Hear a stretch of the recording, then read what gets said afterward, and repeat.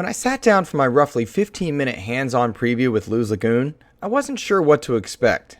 Walking away from my roughly 15-minute hands-on preview with Lagoon, I came away impressed. At first glance, Lagoon looks to be a colorful, artistic platformer reminiscent of games like Spyro and Banjo-Kazooie, and in many ways, it is. But it's also something more akin to a cozy Metroidvania than a pure platformer.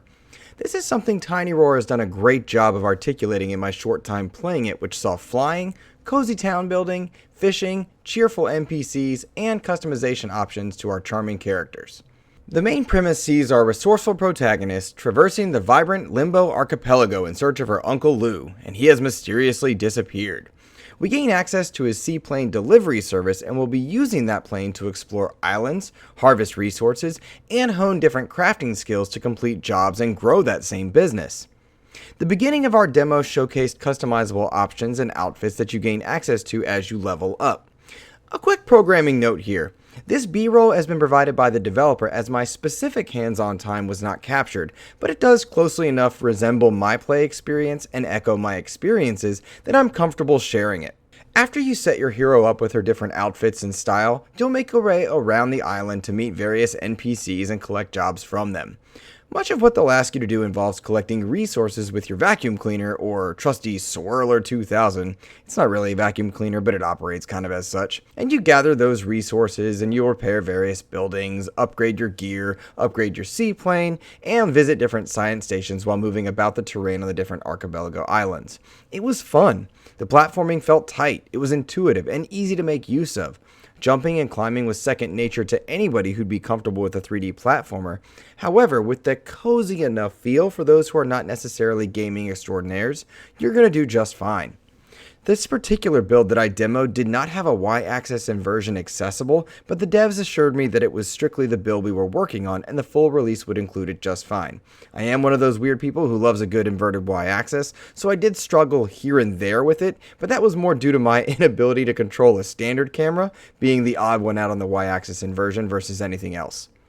Now, some of the islands that you'll visit, you won't have access to right away, or rather I should say you won't have access to everything on it right away, as you'll need to level up, build certain structures, and gain access to different resources as you collect things using your Swirler 2000.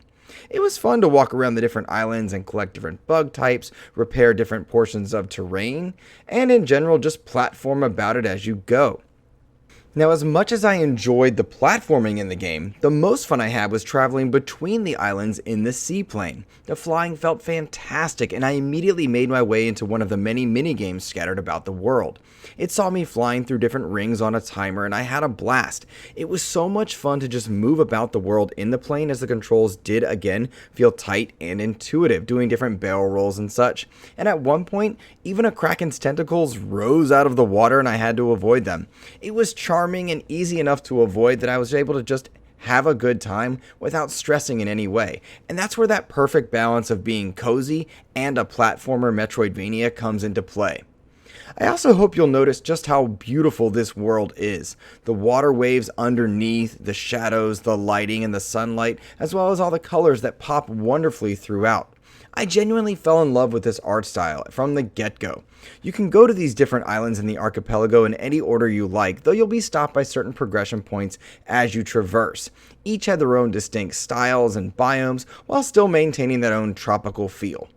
It seems to me that Lagoon is just the perfect game that cozy gamers who are looking for that slight step up into the world of 3D platformers might be looking for.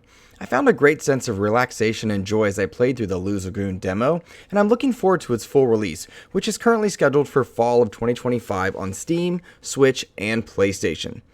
Thank you to developer Tiny Roar for allowing us to go hands-on with your demo at Summer Game Fest, and we look forward to the full release.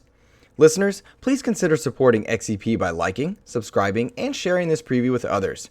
We've got more hands-on coverage from Summer Game Fest on the way, and all of our impressions from each showcase. That's it for us. Have a great rest of your day. Take care.